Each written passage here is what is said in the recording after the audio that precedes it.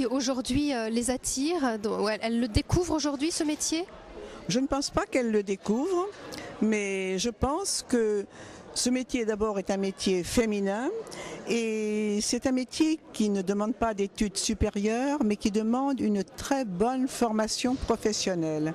Alors je pense que c'est intéressant pour ces jeunes femmes pour travailler et puis de plus en plus avec le tourisme. Et Dieu sait si les Occidentaux nous sommes attirés par ce soleil africain, eh bien dans les hôtels, les hommes et les femmes qui viennent d'Occident sont ravis évidemment d'avoir tout ce que fait dans les spas et donc cette beauté bien-être, mais il faut pour ça évidemment de bonnes techniciennes. Donc il y a beaucoup d'ouverture. Bien. Je vois que vous êtes venu avec des ouvrages aussi, que vous avez écrit des ouvrages à leur attention, d'ailleurs à l'attention de toutes.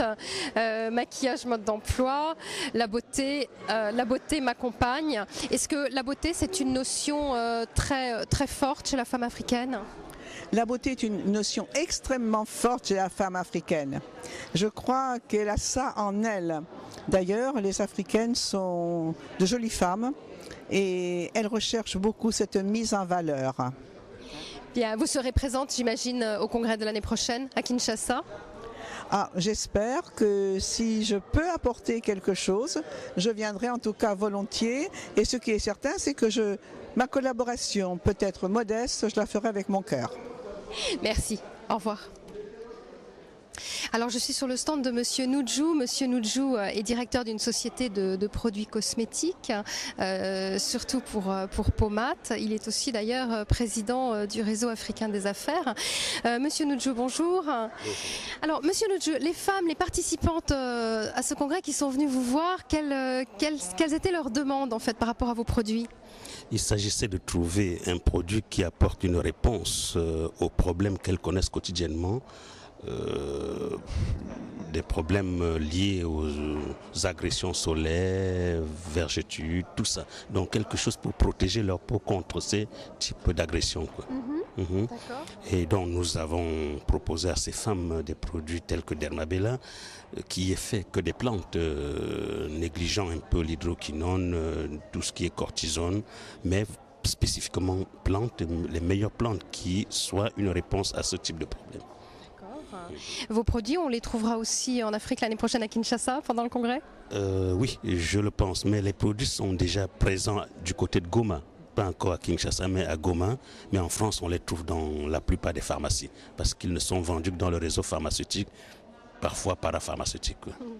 Merci. Je suis entourée par Micheline Tamboué, ici. Bonjour. Oui, bonjour.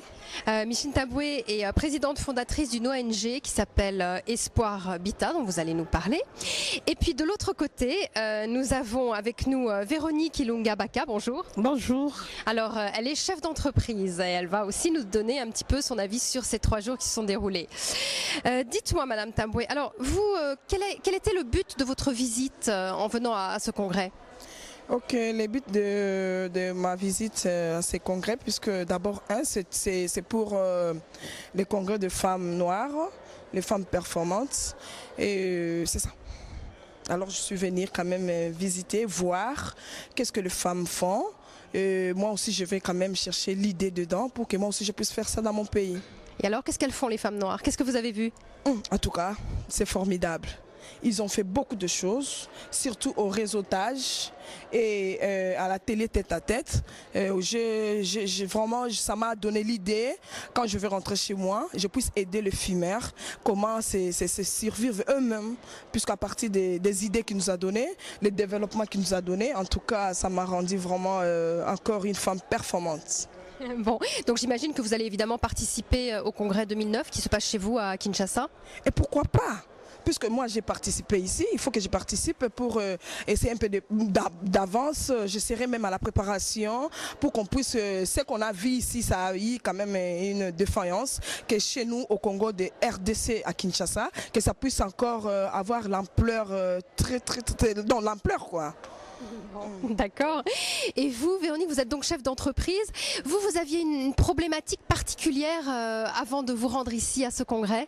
Oui, bien sûr, Martine. En venant ici, j'étais venue pour rencontrer d'autres femmes. En fait, il y a environ une année, j'ai créé une entreprise.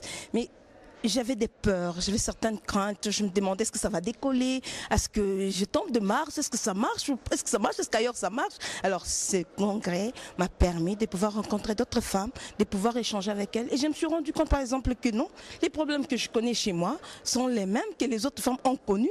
Et ces femmes-là ont avancé. Alors là, ça m'a donné des ailes. Et je me dis, mais j'ai plus peur, maintenant je vais aussi avancer, je vais décrocher le soleil. Bon, on vous le souhaite. Bon, en tout cas, donc ce qui vous a vraiment marqué, c'est de pouvoir rencontrer d'autres femmes de tous les secteurs, de tous les horizons, de pouvoir échanger avec elles. Écoutez, alors on vous souhaite le meilleur et puis rendez-vous l'année prochaine à Kinshasa. Merci. Avec plaisir. Je viens à Kinshasa, vous allez voir. Avec plaisir. Nous vous attendons. Au revoir. Au revoir. Monsieur Jean Bouesso Samba, bonjour. Bonjour madame. Vous êtes le chargé d'affaires de l'ambassade de la République démocratique du Congo à Paris. Donc vous êtes présent bien évidemment à ce congrès. Quelle a été l'implication de l'ambassade dans ce congrès? Ben, vous savez que notre pays a été en place d'honneur ici à ce congrès. Oui, avec une délégation très importante d'ailleurs. Très importante et une délégation conduite par la directrice adjointe du cabinet du chef de l'État, Madame Mayuma. Ce qui est d'ailleurs du reste un signal très fort de la part de notre président, le président Joseph Kabila Kabange. Un signal qui nous laisse penser que le président attache une très grande importance à la population féminine du pays, aux femmes du pays. Vous savez que dans notre culture même, la femme occupe une place très importante dans la société.